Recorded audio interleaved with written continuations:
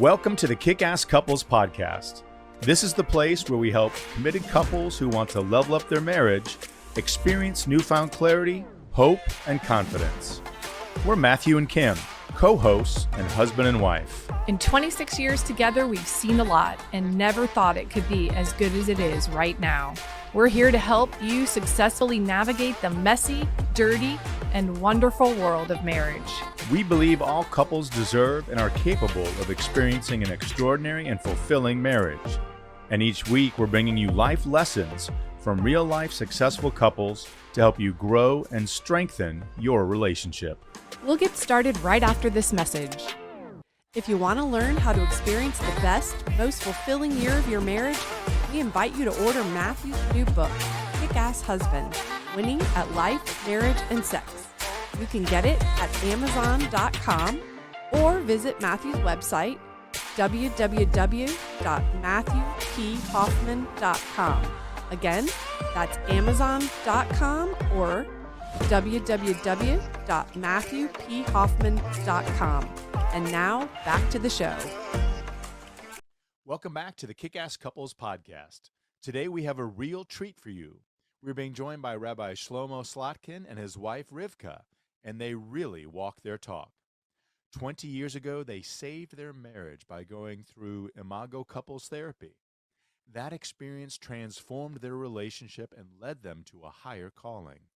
Today, they lead thousands of couples through their no blame, no shame marriage restoration project weekend retreats that help partners reignite their passion and commitment for one another.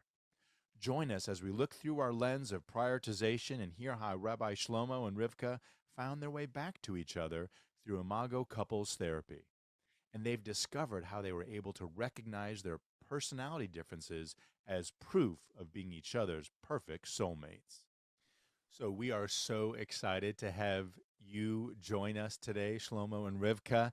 And we're excited that you're agreed to become guests of the Kickass Couples Podcast. And so we welcome you, and we're excited to be speaking with you today from Maynard here in kind of overcast and chilly South Carolina. How is everything going you're in Maryland, right? Yes.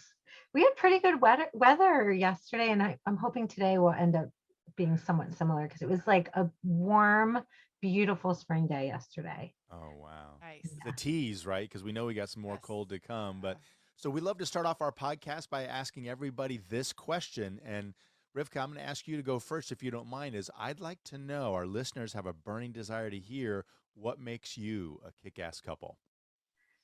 Oh my goodness. Okay. Well, I can't say that I didn't listen to some of your other episodes, so I knew this question was coming, but Shlomo didn't know, I don't think. So I'm glad you asked me first. So I think for us, or for me, I'll speak for myself, is becoming more conscious, right? Like becoming more aware of when I'm getting triggered or why, just becoming more conscious as a person and also as a wife. And I can explain that a little bit more afterwards if you want, or I can go into it sort of what I mean now. Yeah, well, tell me what you mean. When you say more conscious, what does that mean to you? Because, before I guess Shlomo and I did work on our marriage, I would just, lash out if I was angry or dump if I wanted to talk without thinking, oh, well, what impact will my words have on my husband? Or, how am I coming across? Am I just, doing fight or flight and not really thinking things through, accessing my full brain? Is it just reactive mode? So I really strive to be a conscious wife where I'm aware of what is the impact of my emotions on other people. What's really going on under the surface also? What needs are not getting met and why am I feeling frustrated? It's usually because there's something deeper going on and I want to know what that is and be conscious about it. Sure. Well, I appreciate you sharing the meaning behind that. And it's great because all of our interactions have impact. And you're saying, what I hear you saying is, there were times where you just spout off and said and did what you wanted to, and you didn't really have any regard for what impact it would have on your husband or your relationship. And I think that is true. So you're being intentional in your relationship. And Shlomo, what about for you? What is it that you think makes you two a kick-ass couple? I think one of the things that we learn in terms of, it goes in some of your principle, the three C's, um, is communication. And we thought we were pretty good communicators. I remember when we were engaged, was like people said we're going to fight, and like, we're not going to fight. I'm a good listener and everything, and I realized that I may have been a good listener, but I was a good listener not when it was about me. Meaning when it was, if Rivka was upset about something, I was really great there to listen to her, to be there for her. Once she would get upset about me, then that would be harder for me to listen to. So a lot of times I think because I like to help people and I'm in the helping profession, I thought, well, someone has a problem, I want to fix it. And what I learned was it was important for me to kind of step back and to be able to hear her and to really just let her express her pain, let her express her hurt without trying to solve the problem, just being able to mirror her, to validate her experience, to empathize with her, and that's it. And that was all that was needed. So that was definitely a stretch for me, and something that I learned that I think that really made our relationship and to something really kind of saved our relationship from going down a bad path, let's say, more path towards more volatility. I love hearing you both say that you each learned something and you were willing to grow and implement change in order to be kick ass, right? Yeah, it sounds good at the end, but I guess in the journey, it didn't always feel Yeah. that great. Right.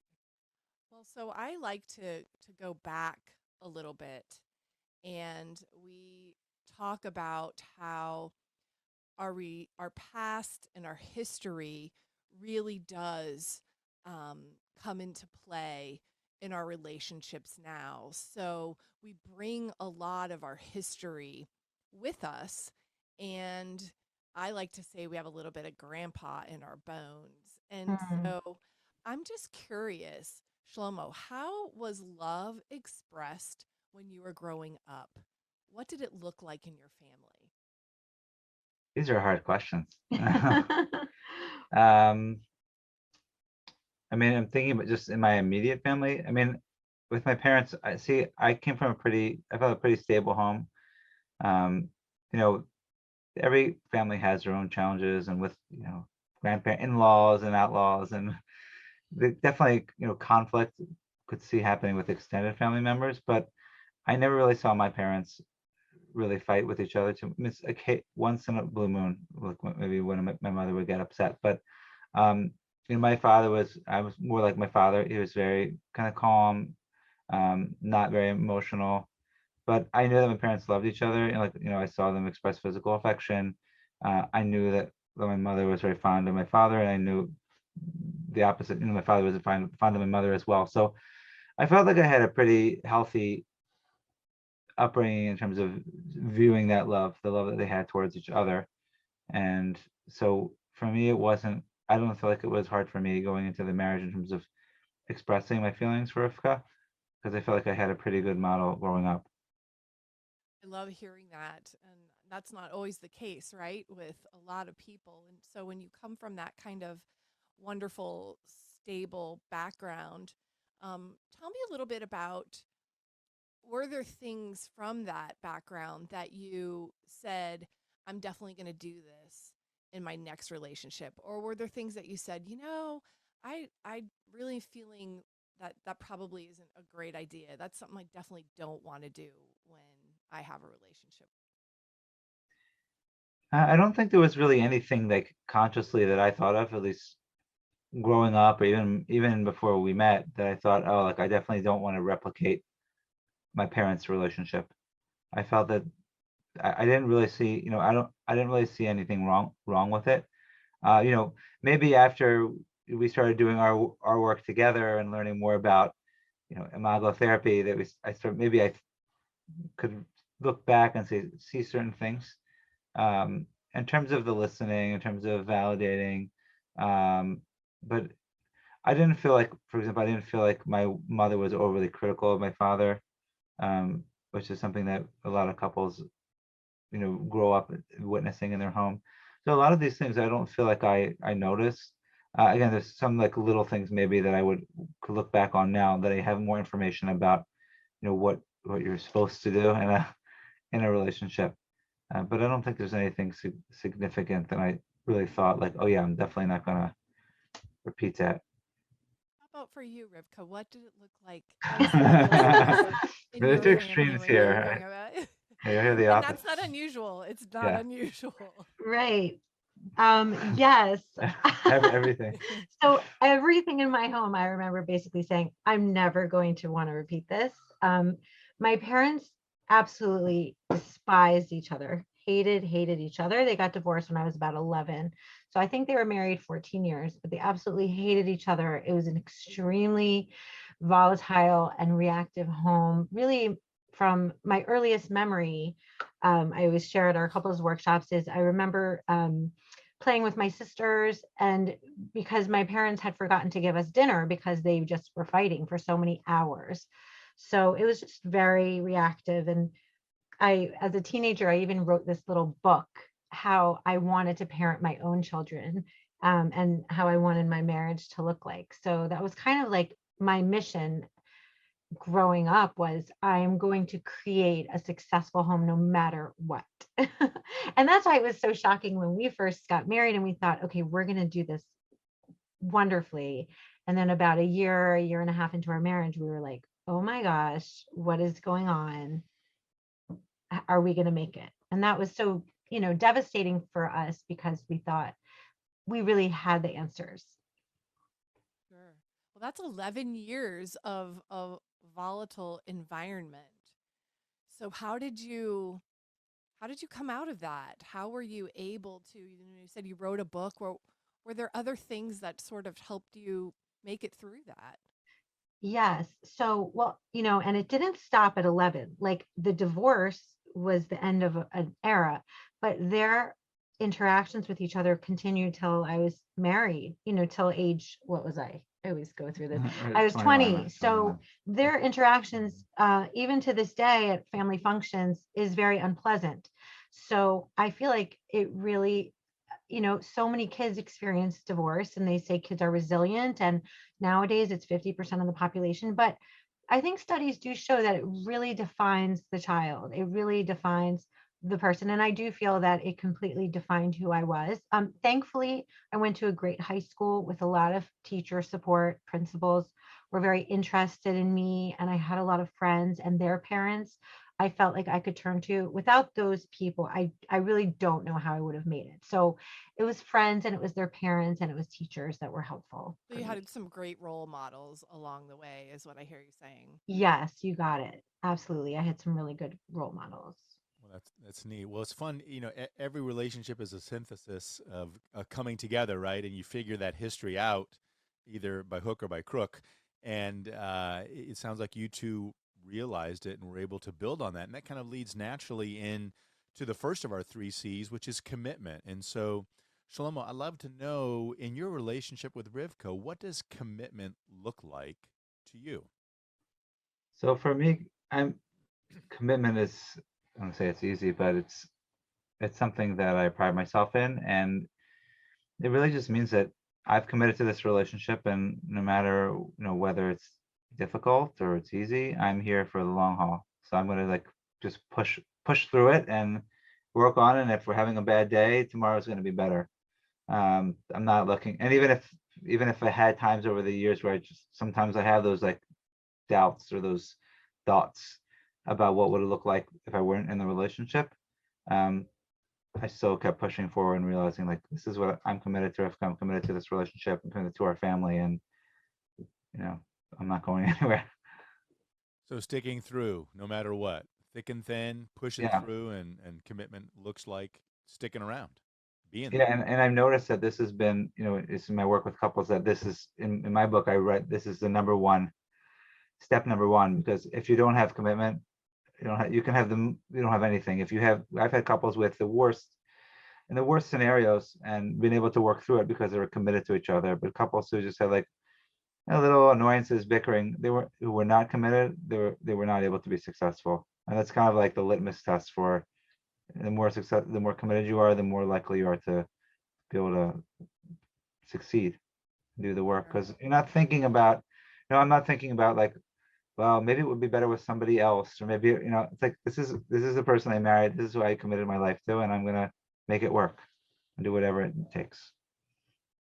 I love hearing that. When you don't have commitment, none of these other 13 pillars really matter. I mean, Yeah. without commitment, you can't do anything with them. Yeah, it's the So, cornerstone for sure. it And is. and if that cornerstone is crooked or cracked or not present, it's really hard to have a foundation. And so I'd agree with you. Rivka, how about you? What does commitment look like to you in your relationship? Well, now, I mean, Shlomo taught me everything.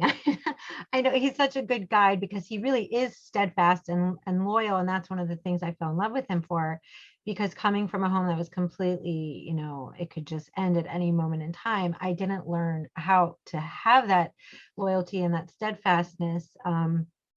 So now I really see why commitment is that cornerstone, like you guys said. So yeah, I think it's just having the goal in mind of what you want the end product to look like, and realizing that we take our baggage with us into any relationship. So it's not necessarily going to be better with someone else. So I just don't even think about that, because I know that, you know, I'm going to bring myself wherever I go. So why not make this relationship the most amazing that it can be? And I do know that's possible from seeing that. You mean, Rivka, there's no such thing as a baggage-free relationship? I guess not. Sometimes it looks maybe like there is, Looks you like see it. neighbors or you see friends or you see Facebook pictures and like, wow, they're going to Aruba and they're going here and they look so happy. And it's so easy to compare. I remember those days in the early years. Why aren't we doing this? But yeah, but everyone's got baggage. You figured it out, Matthew. Right. Well, what I think is also important to note is that the baggage is there, like you just said, whether I'm with who my current, spouse is, or I'm looking to say, oh, maybe the grass is greener on the other side, and maybe it'll be better when I get there, or that relationship, is definitely going to be different or better. But it's not, because it's all about healing yourself and all about you and not about this relationship. So when this is healed and you're doing well and you're experiencing and growing yourself, right? Then this can, I think, be a really good relationship. So, Yeah, and commitment is it can be a relief to people like maybe myself, who's maybe more emotional, and we can catastrophize things and think, oh my goodness, well, this isn't good and this isn't good and this is good. And once you're committed, like we saw a great quote once on a Starbucks mug, and we included it in all of our book work. It said the irony of commitment is that it's deeply liberating in work, in play, in love. And I forget the rest of it. It removes the rational hesitation Of the mind too. that likes to parade. Oh, it removes the hesitation that likes to parade around it. Anyway, it was a very good quote, but commitment is very freeing, because on the one hand, it can seem like, well, should I have one foot out the door? Should I not? But when you decide, you know what, I'm committed, then all those other doubts and barriers just kind of melt away, because you've made your decision already to commit. yeah. Well, that'll bring us to the second of our three C's, which is communication. And Shlomo, you talked a little bit about that earlier. Is there something that you feel like you could maybe add to your communication with Rivka? How do you make time to communicate? And what style do you communicate?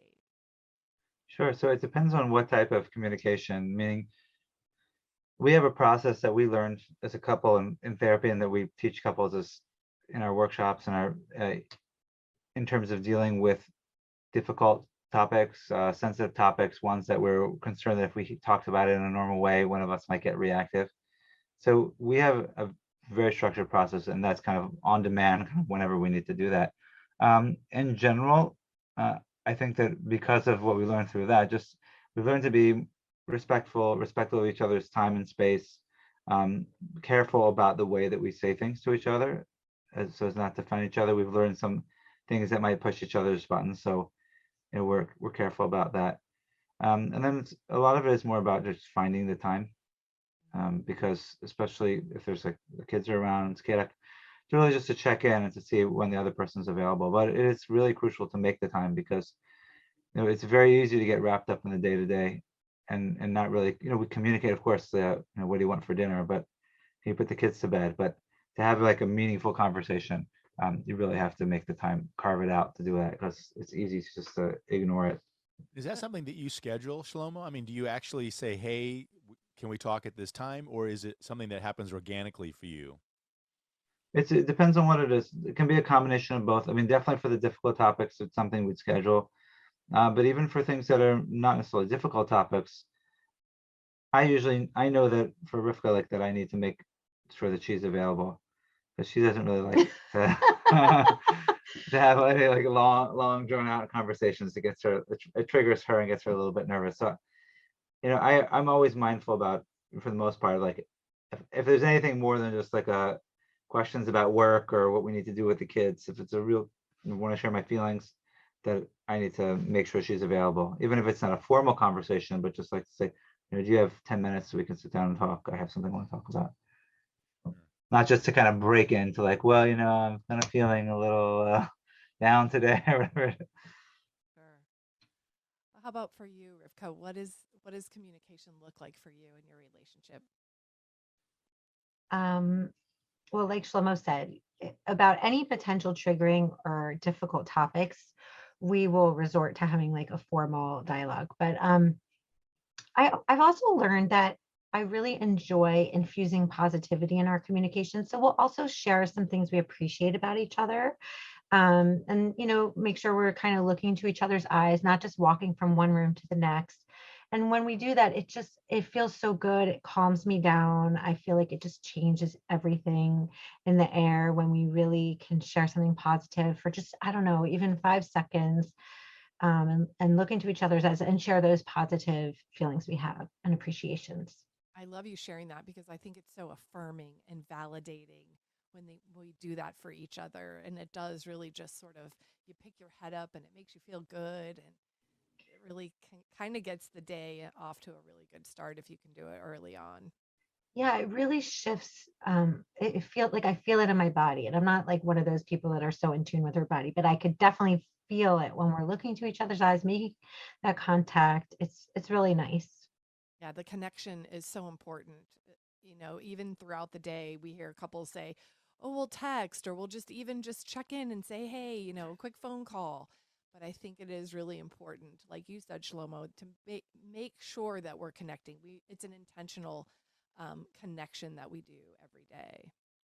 When it comes to creating a kick-ass marriage, do you ever wonder what you could be doing better? Have you ever thought how helpful it would be to be a part of a like-minded community of other imperfect couples who want to level up in their number one relationship? Come visit Kickass Couples Nation, where you can talk with people just like you who are looking for ways to invest in and increase their joy, commitment, and fulfillment in their most important human relationship. You'll have access to a team of licensed marriage therapists, coaches, articles, podcasts, live webinars, and more. Just visit MatthewPHoffman.com so you can learn more about a community that's ready to help you level up. That's MatthewPHoffman.com so you can become of the growing Kick-Ass Couples Nation right now. So in our third C, kind of going into that, we've talked about commitment and communication. There's conflict resolution. And I was reading a little bit about Imago therapy, and I know that that's kind of a transformational thing, I think, if I was understanding it right. And I wanted to ask you about that. And Shlomo, in conflicts that arise with you and Rivka, how do you guys deal when there is disagreement or there is conflict? And how do you take that potential explosive situation and make it into something positive? Sure. So, Imago therapy teaches that conflict is really an opportunity for connection. It's also almost a call to connection. And so we know that if we have conflict, that it's important for us to have a structured the Imago dialogue process where we can hear each other out, we can share what we're feeling, and the other person has to listen and mirror and not react. And what we find is that when we listen long enough, the other person actually makes sense. And the resistance that we have to what they have to say often goes down because we realize it's usually not about anything that we did that they're upset with. It's more about their own story. So basically, we say if it's hysterical, it's historical. So if something really bothers us about something, it's usually more about our own issues that are being triggered. So we know that when we have conflict, and the more that we can realize that, and when we listen to it, like if Rivka's upset with me, instead of me reacting and defending myself, I realize, okay, yes, I may have triggered her, but maybe that's like 10% of the issue, but it's 90% the childhood story that I triggered. And once I can understand that, and once she starts sharing it, then it's like, oh, I don't even need to defend myself. I don't even need to argue my side. A lot of times the conflict dissipates because we realize it's not really about us. It's more about what was triggered from the past. And then I can have compassion for her, and I can be more flexible in trying to meet her need because I don't need to defend my honor because it's not really about me. So we've learned it's hard in the beginning, but over time we've really learned that more and more, so that it's much easier for us to kind of go there. So we found that this process and theory about why couples have conflict and how we see that our issues kind of play off of each other, our childhood issues play off of each other. It gives us an opportunity that to view the conflict is really the vehicle to create growth and healing in the relationship. That's such great information for our listeners to hear in terms of creating dialogue, right? We're gonna talk and we're gonna try to understand why they're really feeling the way they're feeling, because you're right, it's not, like, we always joke around that it's not just about taking out the trash. There's something real going on inside of that other person, and it does stem from triggers, history. And so I love that you brought that up, and I think it's really important for our listeners to hear those things. Yeah, I love, because what I heard you say is conflict is opportunity, and Absolutely. it's opportunity to get close and to get to know somebody. So Rivka, when you think about conflict resolution in your relationship, so you guys are pros at it. Does that mean you're able to resolve all the conflicts that arise? Well, we can definitely work through it. And Matthew, I think what I heard you say when you said you were reading more about Imago therapy, were you saying what I think you were saying was that the change sort of happened, the resolution happens organically? I think you were alluding maybe to that. I don't know if I heard that correctly, but what I mean is, and on this topic is, I'll never forget the first time we went to a session.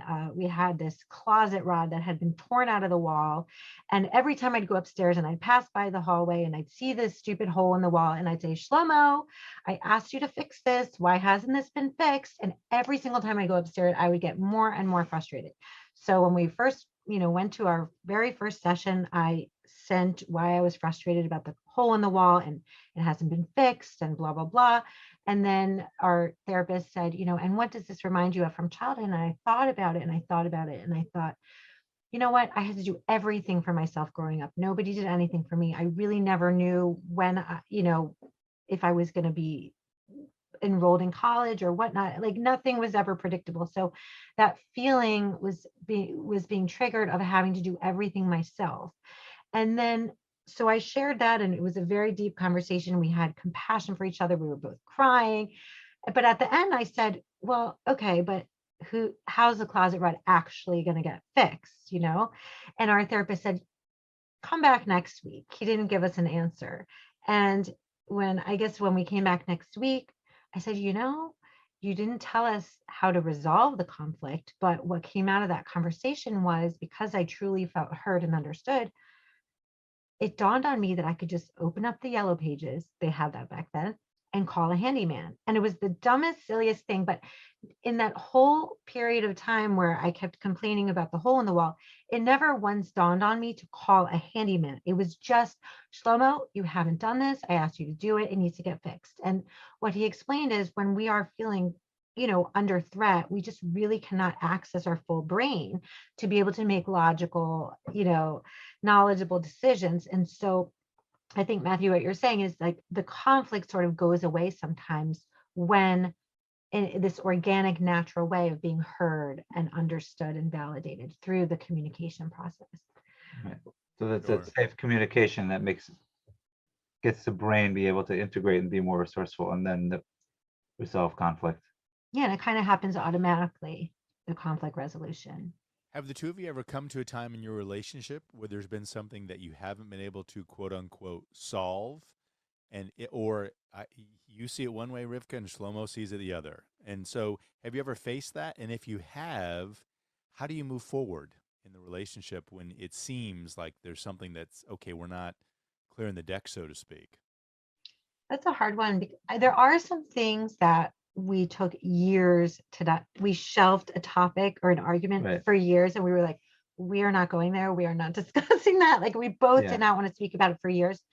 For the most part, I think we're on the same page. And I was thinking lately, like, there's so much in the world nowadays that really could be extremely difficult if we weren't on the same page, let's say politically or with the vaccines. Like those are really hard. And I appreciate that, like we do tend to have similar opinions on big topics like that. And I'm not quite sure how The we same would. up there. I'm not quite sure how I'm sure Wonderful. we would handle it, but I think it would be so much harder. But Shlomo, you would. Yeah, no, I mean those things are really, I mean, some of those things that are really like give people visceral reactions to. Yeah, I mean that could be really difficult. Like So religion or yeah, but I mean vaccines or we have it, but they were talking about the COVID specifically. COVID, Maybe yeah. you could edit that part out. Anyway, um, but the main point is that, yeah, I don't think that we have any major things that we are like kind of at odds with. There was this one issue that we talked about. I find personally, and that usually if there's something that bothers me, if I can talk to Rivka about it, even if it takes me 3 years to feel safe to talk about it, to make a time. But once she's able to hear where I'm coming from, she's she's pretty reasonable and can understand. It's just in the heat of the moment, when it happened and when she was upset, like she understands now, like looking back what happened. So I find that we're able to probably resolve most things Sure. eventually. So, in addition to the three C's, we have 11 other pillars, which you have your, I believe, pillar list in front of you. Perfect. I'm going to ask you, Rivka, of the additional 11, is there one of them that really resonates with you, one that stands out to you that's important? Well, yeah, I mean, I guess the one that's popping out is security, and I'd love to hear how you guys define that for your nation. And I'd love to hear more about it. But knowing my childhood and knowing that I really didn't have any security, or it felt like that, that one pops out. And tell me why, Rivka, why is security important to you and your relationship and feeling that way? Is it because, as I think you're saying, your childhood experience? Well, is this referring just to like? Could you just quickly define security? It's not just talking about financial, is it? Being No. safe, I It's think. just Yeah, I being think, yeah, I mean, financial could be part of it. Yep. It's feeling safe. In other words, if you are in a relationship or in a place and you don't feel secure, meaning you have to worry, can I be here? Can I be there? Is something going to happen to me? Are they going to do or not do something that's going to put me at risk? Or, oh my gosh, I'm coming home in a bad mood. I've got to go hide because I don't feel secure in the relationship. So it can really hit a lot of levels. Financial security would be part of it, and I think it's pretty broad, Yeah. but it's feeling secure, safe. Maybe another way of saying that too. I feel safe, like safe that I can talk about these things. Safe, I don't have to worry. I'm going to come home and my spouse isn't going to be there because they're not committed, right? So, or it could come to some of those other issues as well. Yeah, I think that one pops out for me just because there was so much upheaval. I mean, the way my parents got divorced was one day my father came home and the whole house was emptied and we were gone and he had no idea where we were. So everything could just be uprooted at any point in time. So when I fell in love with Shlomo, he just was so safe and so stable and had really a clear path in life, of faith and everything. And so that just felt so safe. And I really did feel like he was someone I could just bare my soul to and feel secure. And when I do get triggered at times these days, especially with extended family, if we're traveling and spending time with extended family, I definitely depend on Shlomo to be my secure Security blanket. security Aw. blanket. Well, he So- provided a sense of security that you had never had. Yeah, for sure. For sure. So Yeah. very special. Yeah. Great. How about for you, Shlomo? As you look over that list, what else pops out to you as being important and key in your relationship, your experience? Gosh, I mean, they're all. I'd love to say a bunch of them because they're all very important.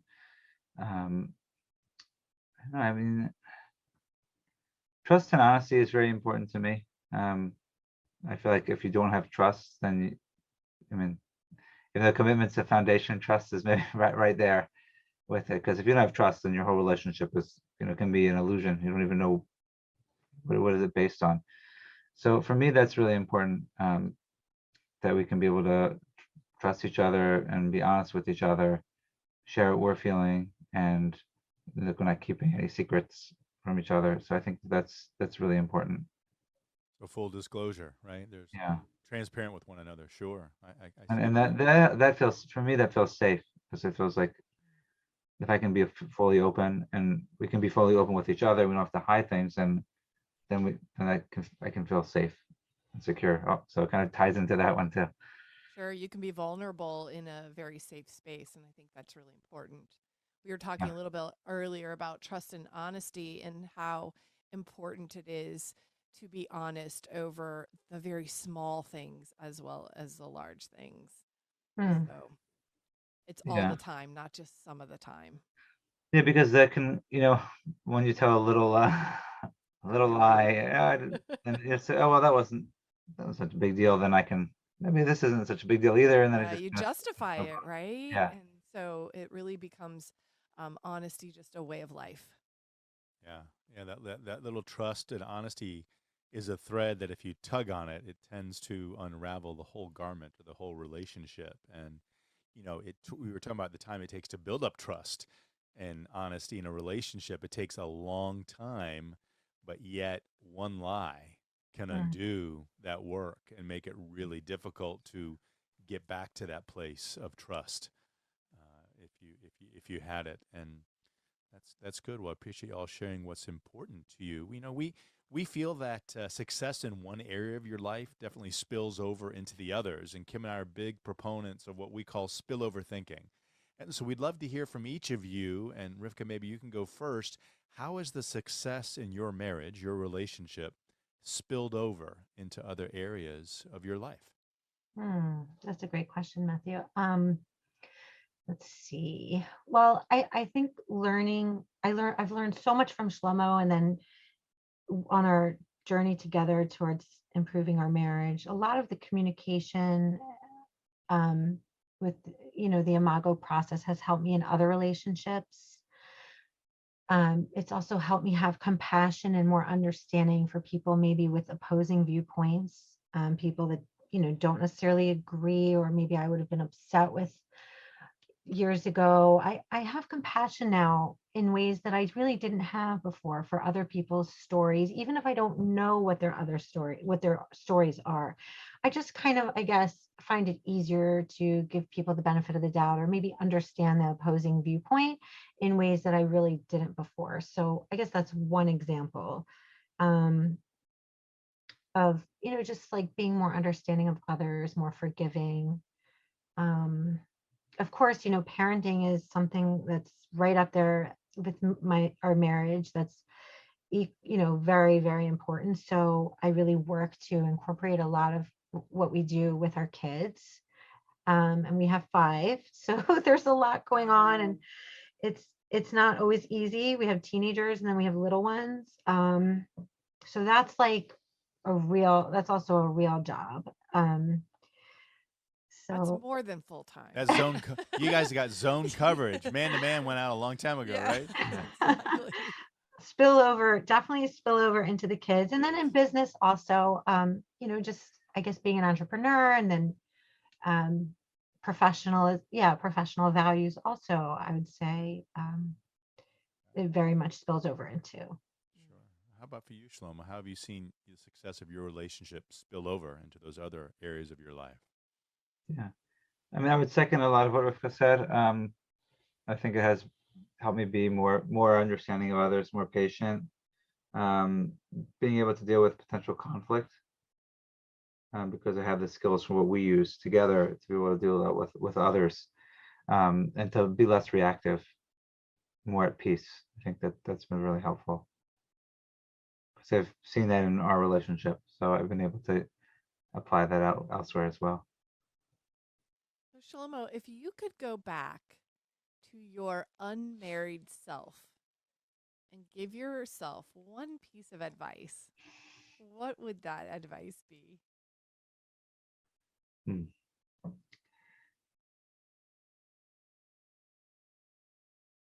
And Rivka, you feel free to pop in Yeah, if I you would had say, something that popped right up I too. would say, I mean, I would say one of the things that I tell people, tell myself even, just the main thing in life and relationships is you have to be flexible and have no expectations, because you think you can control have an idea of the way you want things to be, and it's not going to be that way necessarily. So the main thing is to be able to have that flexibility and be able to just be present and be happy.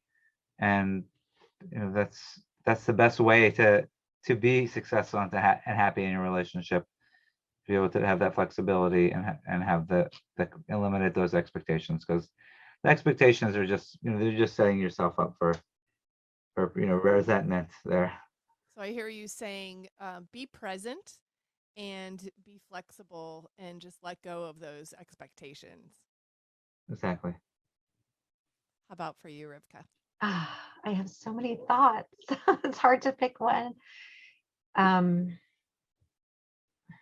gosh, I guess, well, you're saying piece of advice that I would like to know as a single about marriage or just in So if general? you could go back and give yourself advice, knowing what you know now, what Okay. would that piece of advice be?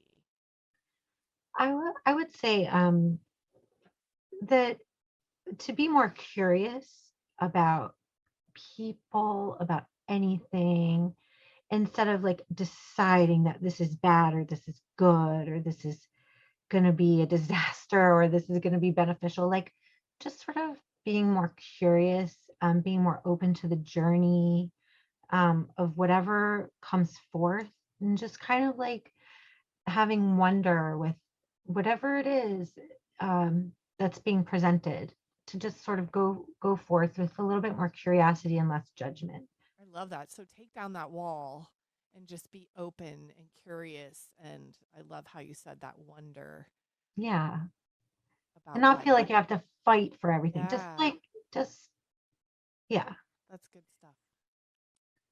Good things, guys. Well, we are coming down to the end here, and we're so grateful for you all taking the time and sharing with us. If people want to learn more about you or the work that you're doing, or find you, connect with you, share with us what's the best place for people to find you all and learn more about what you're doing.